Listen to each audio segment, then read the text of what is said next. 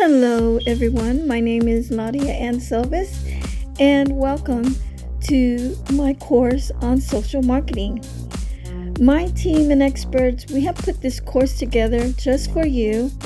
And in this course, we are going to give you the basic overview in how to market the top social media platforms today. Now, this course is actually divided into 3 modules. Module 1 will cover marketing Facebook and Instagram. Module 2 will cover marketing on Twitter and YouTube. And Module 3 covers on LinkedIn and Pinterest. By the time this course is over, you'll know how to level social media platforms, to grow and brand your community, and to dive into traffic with engagement and awareness for your business. So without further ado, let's dive into our first module. Okay, guys, welcome to Module 1. And in this course, our experts will be teaching you about marketing on Facebook and Instagram. So let's get ready, take some notes, and let's dive in. Welcome to the first module here. All these modules are going to cover very briefly each of the social media platforms that you can use for marketing. Now, if you're wanting to drill down a little bit further, there's other courses that go super in-depth into each one. In this case, for this course, we just want to give you an overall idea of what the main, biggest social media platforms are that you should be using for organic marketing. This is not for paid ads.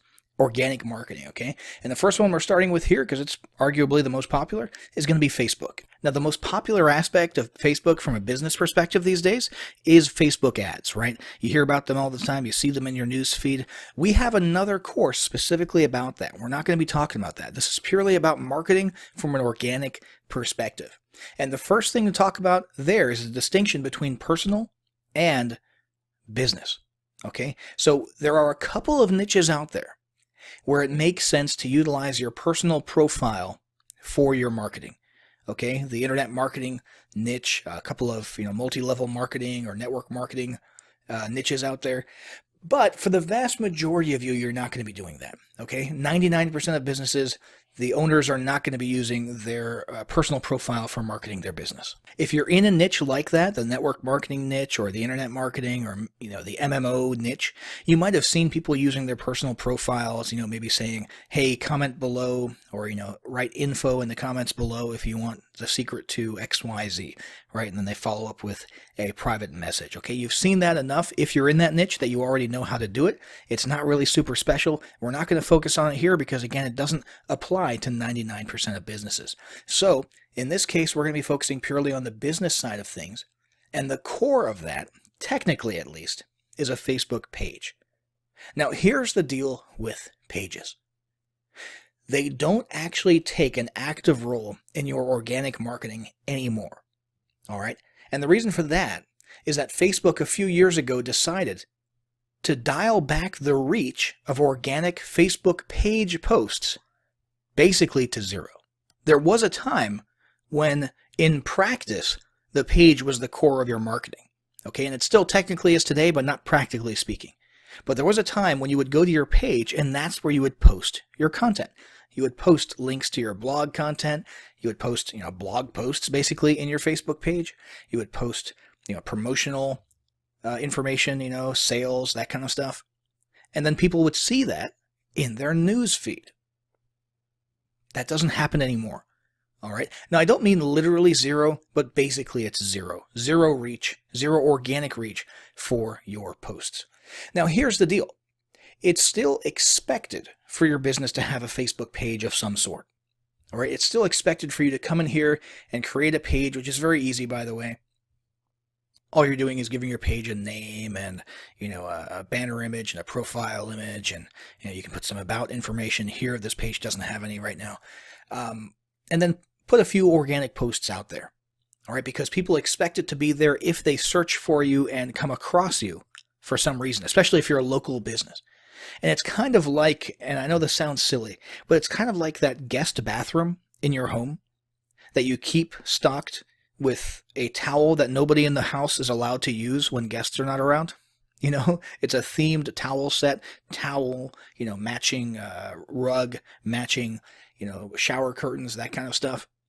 And nobody is supposed to use it in your household, right? Nobody really touches that stuff. It's just there in case you have company. Now, maybe you didn't have that in your household, but a lot of people do. And you get the idea, right? It's just sort of socially expected to be there. And it's the same thing with your Facebook page. People expect it to be there if you have a business. And it's more of a negative than a positive thing, okay? It's not like people will go there and say, hey, you've got a Facebook page. That's great. I'm going to interact with it. It's more of a, if you don't have it, they're going to think something's goofy about your business. They're going to think you're not up to speed with the times and that kind of stuff.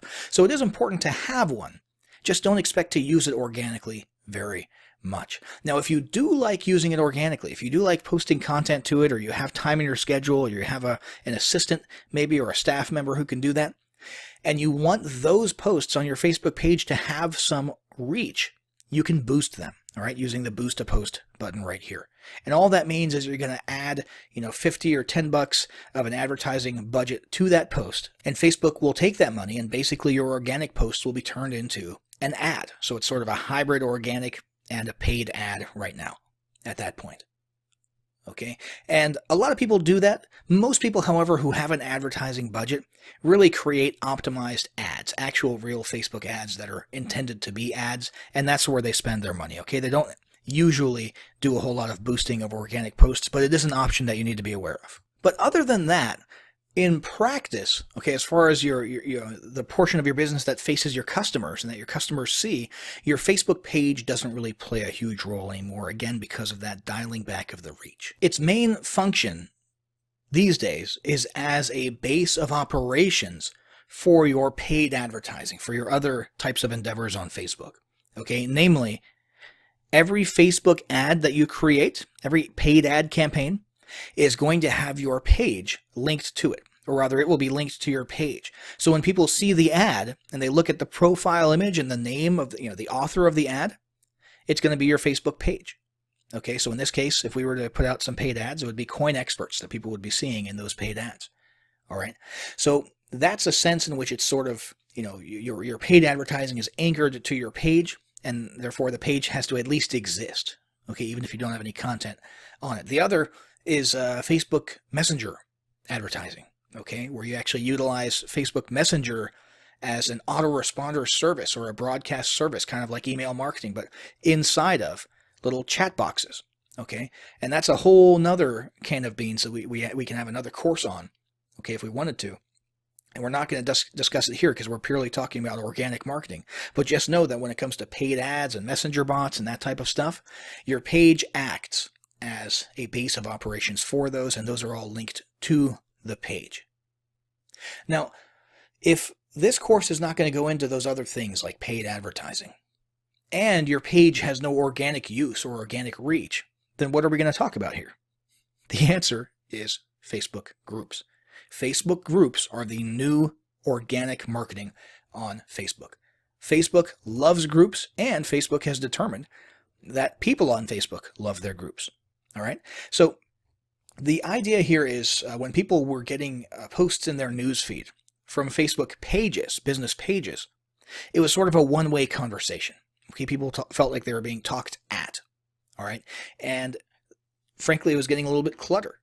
Okay, the user experience, as far as Facebook was concerned, was going down. They didn't want that to happen. They didn't want people being advertised to in their newsfeed in an organic way, especially, there's two sides of this, especially if Facebook wasn't getting any money for it. So, dual purpose here, they dialed back the reach of organic Facebook pages because users weren't exactly enjoying having so many of those posts in their newsfeed. And the other effect of that is if people want to get in people's news feeds with business stuff, with advertising and marketing, they basically have to pay for it. Okay, so Facebook's ad revenue goes up, or the revenue from, serving ads goes up. Okay. Anyway, the reason doesn't really matter. The fact is, what Facebook did decide that they liked was group posts. Okay. Facebook groups are not like pages. Facebook groups are not a one-way conversation. It's a two-way conversation. It's a multifaceted conversation. People willingly join groups, and they enjoy interacting in multiple directions inside of those groups. They collaborate. They talk back and forth. Okay, they enjoy the content. It has to do with hobbies and other areas of interests.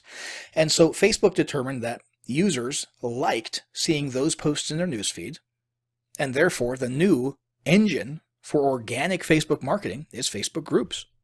So we've got a group here which is about homeschooling. Okay, this is the homeschooling niche, and basically there's not a whole lot of selling going on here. There's a couple instances of brand promotion, but there's not a whole lot of selling, but you could do a lot of selling here if you wanted to. Okay, in this case, this guy basically has a podcast and a show, and it's pretty straightforward. It's not that different from a page in terms of what you're doing. You're just posting content. You're posting Facebook Live or videos or photos or textual posts. And the idea is to get people to engage in a multifaceted interaction, as opposed to just people clicking on something that you're basically utilizing as an advertisement and going away from Facebook to your pages or something like that. Okay, Facebook groups are really about starting discussions and getting people to talk with each other. And they're a fantastic marketing engine for organic marketing because of their reach. Okay, so if you post here right now, if you were to post something in here, or especially if the group admin, okay, if you're the group admin and you post something in here, you're gonna get on people's news feeds. Okay, it's gonna happen.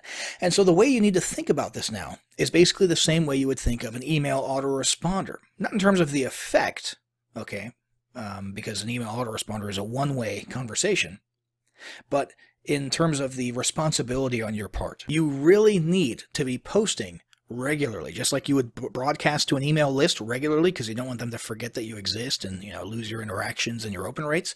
Same thing applies for a Facebook group. You really need to be promoting, or not promoting, but posting to it at least regularly, and getting that conversation happening for two reasons. Number one, people will forget about you and lose interest, okay, just psychologically. But also Facebook's algorithms will start dialing back your reach for your group posts if you're not posting regularly and people aren't liking or commenting on posts in your group. Okay, so you really need to be committed, if you're going to start a Facebook group, to posting multiple times a week on a regular basis. As you can see, this guy here, he's not really posting things specific to his brand or products he's trying to sell, or even to his podcast or his show. Okay, for the most part, he's posting interesting content, which probably takes him 5 seconds to curate. Okay, so every day he can post something related to homeschooling that he knows his people are going to be interested in, right? Usually news stuff. Up here he had from the Homeschool Legal Defense Association, HSLDA, an important tip for people who are homeschooling, and so on and so forth. And every once in a while, you'll see an actual post that might have something to do with his business, okay, or his brand. Designed to bring people somewhere else to consume his content, or perhaps buy a product or service. Okay, so this is one way to go. This is sort of a passive approach. It's very cool. Facebook loves this type of approach because it's non-salesy. Okay, it's actual organic, useful content that people can talk about. However, you can also go sort of balls to the wall and use it as an advertising engine. Okay, a very businessy and salesy engine. Now, that's not necessarily the case in here. However, there is a little bit more selling and promotion going on in this one than in the other one. Okay, and that's because this is in a business niche. Okay, it's a BizOp niche, internet marketing, affiliate marketing, mastermind. You can see that's the name of the group here. This guy Eric has a group where he's posting content about his journey in internet marketing. He's posting videos regularly. He's talking about how to make money online or how to do digital marketing. And as you can see, he's very active. Okay, he's got every few days he's got videos coming out. Okay, video content is very important. You've got, let's see here, a link to a useful YouTube video here. Another thing that you'll notice inside of this group, okay, just as best practices, is when people join, he welcomes them. Okay, every week or so, you should go back and see who has joined in the past week and do a welcome post and welcome those people to the group. All right, you're going to get interaction. People are going to see that. They're going to feel welcome. They're going to want to interact a little bit more.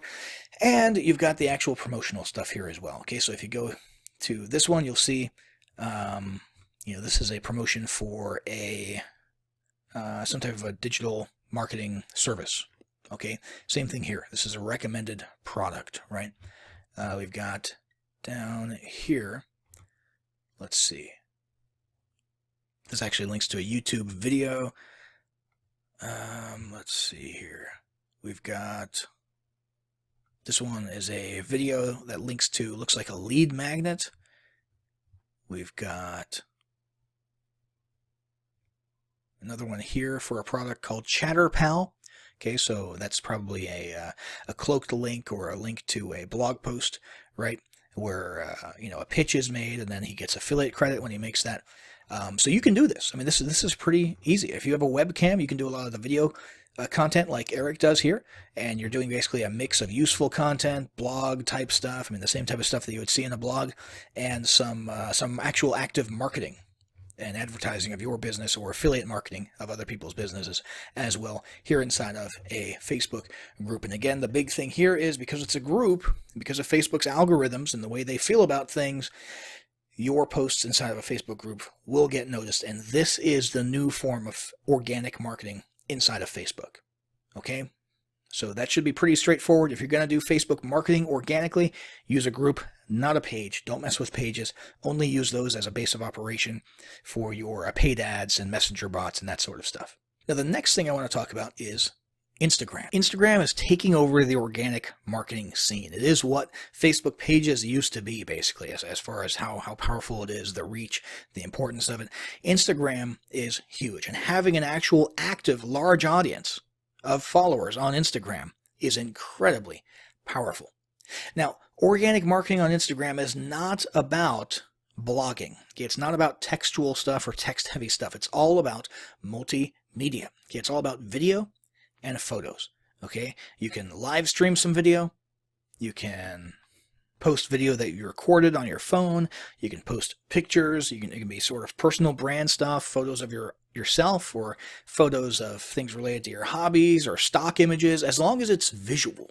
Okay, that's the main thing with Instagram. It doesn't really matter what it is as long as it's visual. So the reach of these organic posts is fantastic. And it's because, since it's a multimedia centered platform, photos and videos, people interact and take interest much more. It's just natural. Okay, so it's natural that Instagram would work so well. All right, that's kind of how we're hardwired. When we see something that's visual that we enjoy, seeing, which is another reason that, with your personal profile and Facebook groups, Facebook algorithms give a lot of reach to photos and videos and Facebook Lives. Same thing applies here in Instagram, except in Instagram, that's all there is. It's all visual stuff, okay? So let's do a quick, brief overview of the different aspects to the Instagram experience. This is your news feed, right? You've seen this before. Right now we're working with a profile that's, as you can tell, interested in classical music, okay? Instruments and so on and so forth. All right, the next thing here is going to be the Explore button, which is where you can see recommended stuff, like recommended personalities or influencers to follow, or recommended content that Instagram, based on its algorithms, thinks you might be interested in. The next tab over is going to be your notifications. All right, this will tell you who's following you and who's not following you, and things that are posted and interaction with your posts, that type of stuff. And then we've got the actual account itself. And in this case, it'll show you your posts. There's no posts in this account yet.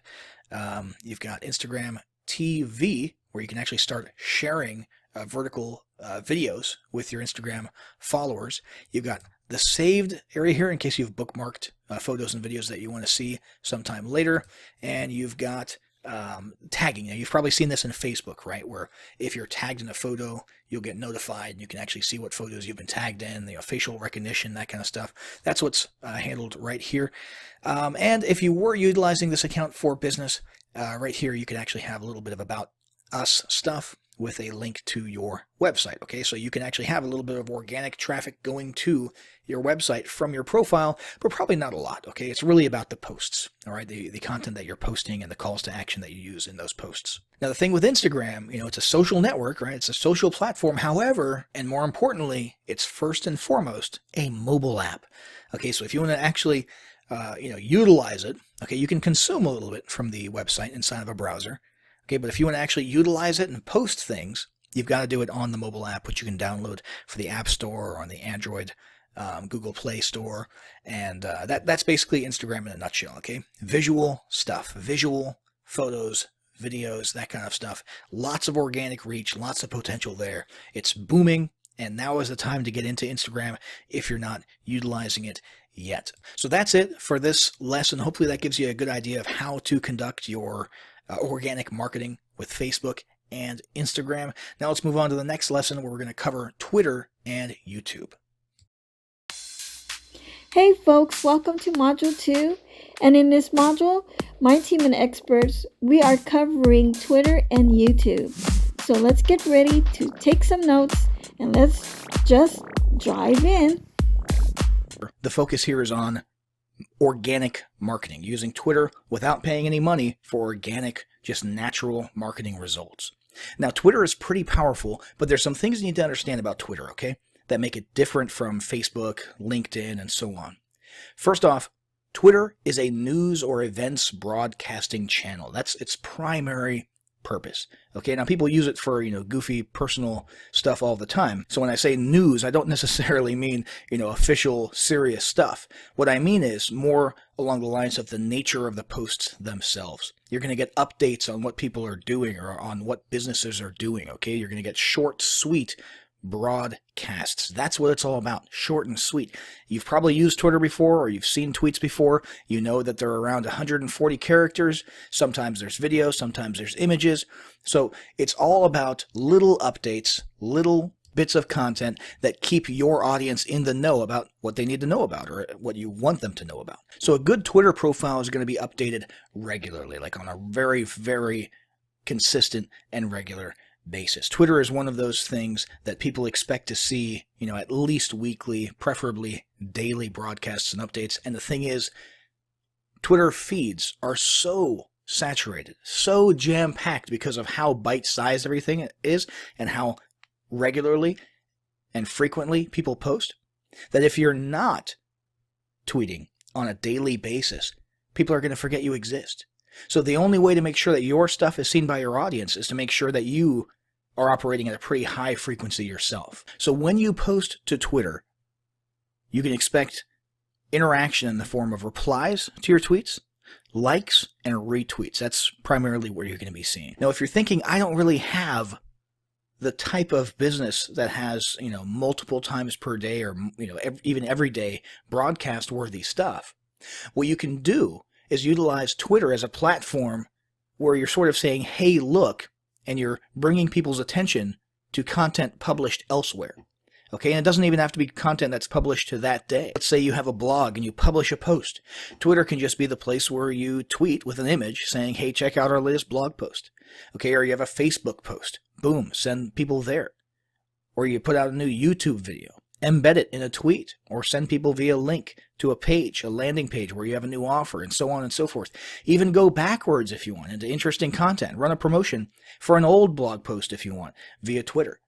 Okay, so you can use Twitter as sort of a, hey, look, platform where you send people to other content, and Twitter's primary purpose is just to get eyeballs on that content. That's one strategy that you can use if you don't really have, typical Twitter-worthy content churning out every single day. So there's some important stats that you want to monitor on Twitter. Obviously, you want to increase your followers. That's the most obvious thing. You've also got how many people you're following. You've got likes and lists and moments. Okay, now let's look at an actual active Twitter profile, because that one just now was just a demo profile.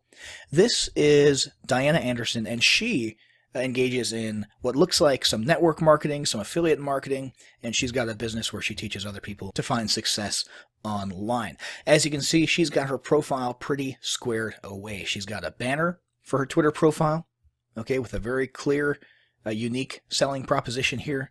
She's got some hashtags, okay, that'll bring her some more organic traffic. She's got a link. Now, you could put just a regular website link, your homepage or something like that. You could put a landing page. In her case, she's got a link going to what seems to be sort of an all-purpose landing page. Here's what I have to offer kind of a landing page so people can follow her on Facebook or check out, some of these other products or services. You'll notice she's got a lot of tweets, pretty sizable following, lots of followers and likes, And if we scroll down, you'll see she's got a good mix of content, okay? So let's see, we've got photos, we've got little memes, we've got the, the occasional embedded video here, and we have got an example of what I was talking about earlier. In this case, she's got a Facebook post that she posted to Facebook, but she's using Twitter to bring eyeballs to it. You see that? Same thing going on here. Over here, she's sharing useful YouTube content, right? This one up here seems to be a promotional tweet where she's promoting a product or a service, and looks like you can actually sign up for a webinar on this page. So she's got a pretty good mix of content, and that's what you should aim for as well. Some organic, good quality information content, as well as a little bit of promotional stuff so that you utilize it as a marketing engine to get some ROI of some sort. So now that we've covered Twitter briefly, so you have a general idea of how to use Twitter in organic marketing, let's go over to YouTube. So we're going to look at a couple of examples here. In this case, we've got a YouTube channel for a reputation management software. Okay, and this one, it's a little bit old, it's not very active, but what you can see here is that they've got a bunch of videos that are probably not intended for inside of YouTube marketing. Okay, if you look at these videos, you'll look at the So we wanted a new way to deal. So there's the promotional video there. Let's click on analytics.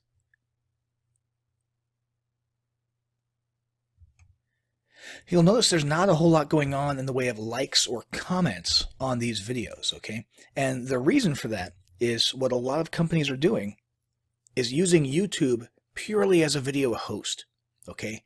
They're embedding their videos on their websites, and so you're not really going to get anything in the way of YouTube interaction levels, likes, comments, subscriptions, that sort of thing. Now, the other tack is to actually utilize YouTube as a social media platform, meaning you actually want people who are on youtube.com to find your videos, to subscribe to your videos, to get notifications about your videos, to interact by liking and commenting and so on and so forth, to see your videos in the related videos column and all that good stuff.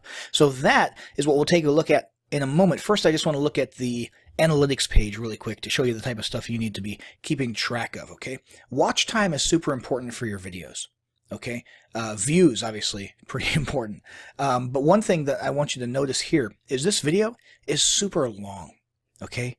And look what happens to the audience retention. Drops off within the first, look at that, 4 seconds, 9 seconds, drops down to 50, okay?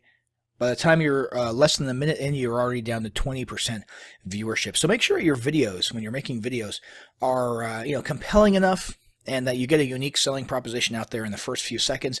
Otherwise, your viewership just drops. Okay, I mean this is terrible retention here. And again, if you look at things like likes and dislikes, you're not going to see a lot of that because this business is obviously utilizing YouTube purely as a video host to embed their stuff. But let's go look at an actual active YouTube channel that's actually leveraging YouTube as a social media platform. This one is Niches Be Crazy, and this is an awesome YouTube channel. So this guy has got a ton, okay, Uncle Phil Lopez here, a ton of content that he puts out, and it's all about utilizing YouTube as a marketing engine. He's not just posting videos here for the purpose of hosting them and then embedding them elsewhere. He's actually actively engaged in organic marketing. So have a look at his profile here. He's got an awesome banner image. Okay, he's got little links here where you can hook up with him on his website or his blog and other social media platforms. Okay, he's got subscribers. He's got video views. Let's click on one of these here. This one here seems to be a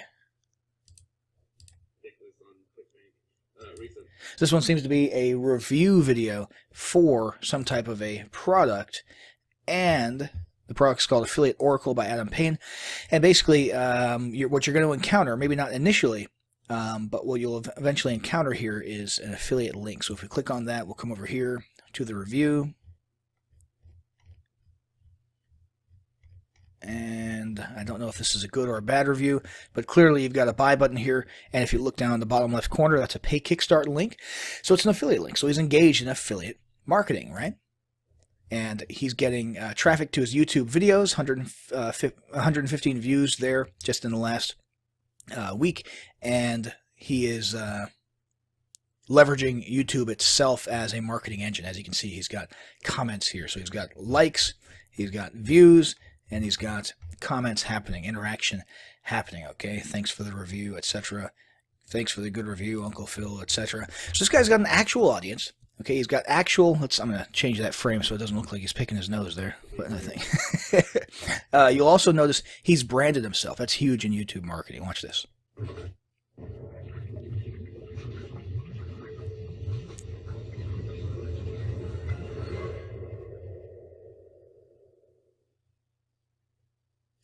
Okay, so that's pretty cool. You can do that, guys, for a pretty low amount of money on Fiverr, okay? Or if you use Adobe After Effects, you can go on, Video Hive and download templates where you can do some pretty cool logo reveal stuff. You really want to build a brand. If you're going to be utilizing YouTube as a social media platform, you want a brand so that people recognize your name. Look, he's got hashtags here as well, which I did not notice previously. But you want people to understand who you are and to think about your videos. And in this case, they probably think about reviews by Niches Be Crazy when they're looking at other products, which means they might actually actively seek him out and come to his channel to see if he has reviewed a particular product, in case he'll get some commission. Now, let's have a look at another video here. This looks like it was a live stream. It says streamed live on February 26th, so that's cool. Definitely make use of video streaming software.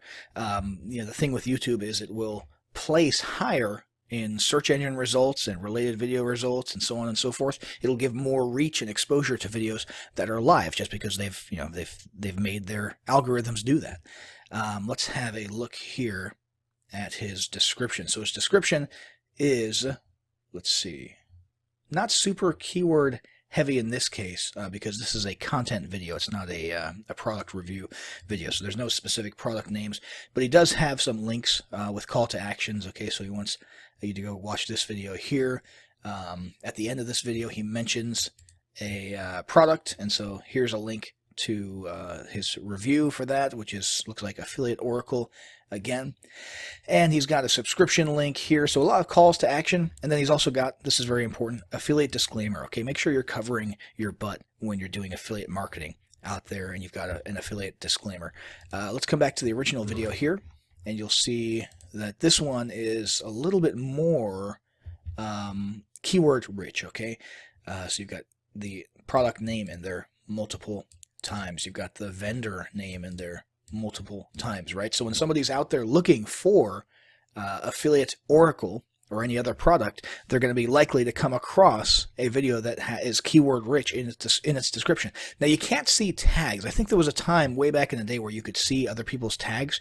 You can't see tags on this video, but make sure you're utilizing tags when you're posting your videos. And we can assume that this one probably has tags such as, the product name and the vendor name, okay? Because you really want your videos, if you're using YouTube.com as an actual social media platform, you want to increase your organic reach, and you want to increase your ranking for search terms when somebody clicks up here and searches for something like, Affiliate Oracle review. So that's a very quick, brief overview of using YouTube for marketing, guys. Hopefully that was useful. We covered Twitter as well. In the next lesson, we're going to be covering LinkedIn and Pinterest.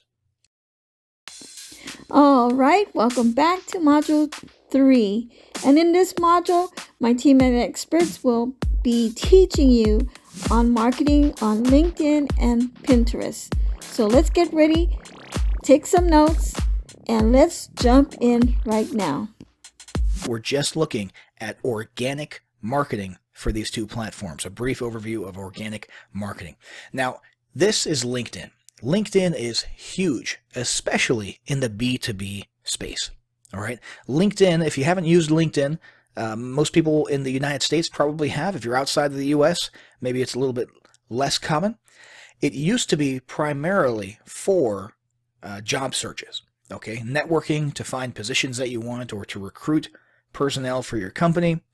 And then it grew into this huge B2B space, and it's also grown into a big network marketing space, okay? So there's a lot of B2B and network marketing potential here. Not so much just random, niche marketing for, the fitness niche or this, that, and the other thing. It's mainly the B2B space, not business to consumer. And you'll notice it's very professional. Okay. You're not going to be posting crap like you do on Facebook here. Okay. You're not going to be posting, updates about your day and how things are going, or jokes, or a bunch of funny memes, all right? There can be a little bit of humor, but generally speaking, LinkedIn is a little bit more professional, okay? If you were going into a corporate setting, to go do your job, you would act on LinkedIn as you would in that situation, okay? Now, there's a couple of different methods for marketing on LinkedIn. Number one is passive, and that just means having an excellent profile. So we're looking at Graham Arrington here. Graham Arrington is a business/life coach who basically helps people who are super overwhelmed, overworked. You've got basically a description here that describes everything that he says. Anybody who comes and finds Graham immediately knows what it is that he's offering, okay? They understand that he's offering to help them reduce their anxiety, get their life back. I mean, look at that USP there. Get your life back. It's right there in his banner and right here. So overworked business owners, overworked C-level executives, overworked, anybody, okay, who needs some help getting their life under control, their time managed, reducing their anxiety. It's all right here. And he's also got some testimonials here from other people. So he's making excellent use of the real estate that LinkedIn has given him inside of his profile to make it very clear what he's offering. And he's offering something pretty substantial, and that's, you can imagine, is in pretty high demand. In addition to his summary, he's also got his skills and endorsement section. He's got experience and education. These are really big if you're going for a job, okay? If the business that you're conducting, if you're conducting, for example, a B2B business, has nothing to do with the old jobs that you used to hold, you don't need to stick those here, okay? And as you can see, his education and experience areas are pretty slim, specifically the experience area is pretty slim, because that's why he's on LinkedIn, okay? To market his Life Plus coaching business. He's not here to tell employers about the fact that he was a low-level manager at a Wendy's restaurant 12 years ago or something like that. So you will see that if people are coming on LinkedIn specifically to market their existing business, you'll see that some of the stuff down here seems pretty bare bones, and that's why. Okay, now the other area of marketing on LinkedIn is groups. Groups are huge in LinkedIn. So we're going to take a look at a group here. This is the Omaha Empowerment Breakfast Group. Okay. And you have, if you're doing B2B stuff, you have local chamber of commerce or, business owner get together kind of stuff in your city. All you have to do is look it up right here in the search bar. Okay, look it up in the search bar and you'll find your version of this kind of stuff where business owners get together and network inside. They post about events upcoming. They're talking about a March Empowerment Breakfast. They're talking about some type of training that's occurring over here. So these are groups on LinkedIn where you have people who are usual. I mean, it depends on your audience, but if you're in the B2B space, that you have people who are sort of decision makers, okay, executives, CEOs, chief marketing officers, et cetera, who are actual, action takers and are looking for B2B solutions. That they're in this group, and these groups are a great way to network a little bit, get yourself out there, get your brand out there, and also you can even create your own group. Okay, now that's a whole another can of worms, but creating your own group is a great way to have yet another marketing apparatus in addition to your email list, in addition to, your Facebook following, your Twitter following, your Facebook groups. Having a LinkedIn group is a great way to get a very specific type of people who are in a very specific mode of thinking, which is, again, the business-to-business mode of thinking. And again, I keep talking about B2B, but LinkedIn is also very useful for network marketing as well. If you're doing network marketing or, multi-level marketing and you're just trying to grow your following as big as possible, LinkedIn can be used for that. The next one we're going to take a look at and do a brief overview of is Pinterest. Now, the Pinterest overview is going to be pretty short because it's pretty straightforward. Pinterest is all about images, linking, bookmarking, or rather pinning images. Okay, so if you're going for organic, I should mention Pinterest also has some paid advertising. Okay, and you should check out those options, and we can cover those elsewhere. However, this is all about organic marketing, and Pinterest is all about visuals. Now, it is true that Pinterest is mostly a female-led social media platform. Okay, however, over the last few years, that's been changing quite a bit. The male usage of Pinterest has grown quite a bit. So if you have a male-dominant audience, don't feel scared about doing some marketing on Pinterest, okay, because that is growing. However, the big thing to keep in mind is it's all about visuals. It's all about images. So you're going throughout the web, and so let's say a consumer who is not running a business, what they would do is they would go throughout the web, and if they saw something that interested them and they wanted to share with other people, they would pin it to one of their boards. Okay, they would pin that. So, hey, here's a cool CD that I just bought or that I am thinking about buying, or what do you guys think about this? He would pin it. Make sense? In the case of a business owner, what you're doing is pinning your stuff with your web properties. Now, you should also do some, non-salesy content marketing. Okay, hey, here's an interesting article from so-and-so and such and such. That's fine. However, your whole goal here, I mean, look what happens here when you click on, this here. If a person comes, sees this image, clicks on it to get more information, okay, and you can, by the way, you've got interactions here like comments and so on and so forth, just like any other social platform. But the real goal here is to get somebody to click on the image, okay, which brings them to the URL where the image was found, which in this case is an eBay product listing, okay? So in this case, you've got a guy selling things on eBay, and he's posting the images. He's pinning them to his Pinterest boards to get traffic, okay? There's not really much more to it than that. Here's another Pinterest board for another user. This one has to do with, looks like language, speech therapy, education, that kind of stuff. So, once again, click here, right? You've got, this one's been pinned 21 times, so you've got some engagement there, but then you click on the image, and that brings you to a web property somewhere else, okay? And you can utilize this pretty effectively in your business if you've got, visual stuff that you can share on Pinterest. Now, let's have a look at a typical Pinterest profile. So in this case, the one we're using is Michael Markison. He's got 1K followers. He's got 15,000 monthly viewers. You can add your website URL here, so people can, in a passive sense, you might get some traffic coming to your profile and then clicking through to your website. And looks like a blog that he's got there. You've got followers all listed here. You've got following. You've got all of his different boards. So he's got multiple boards. One of them is called Mentor Land. One of them is called Awesome Products. So Mentor Land here has some very specific things. And it looks like the Make Money Online niche or the e-commerce niche. Over here you've got Awesome Products that he sees and recommends. Okay, so a lot of organic marketing going on over here. And then, of course, you've got the individual pins themselves not broken down into boards and activity, which is a little bit thin lately on this profile. So, guys, that's pretty much how you use Pinterest, okay? Again, there is a paid advertising option here that you can utilize to really get your pins in a non-organic way in front of people. But if you are big on content marketing and a lot of it is potentially visual that you can use, images as links to move traffic to other off Pinterest properties, Pinterest is a great engine to use for your organic marketing in that case.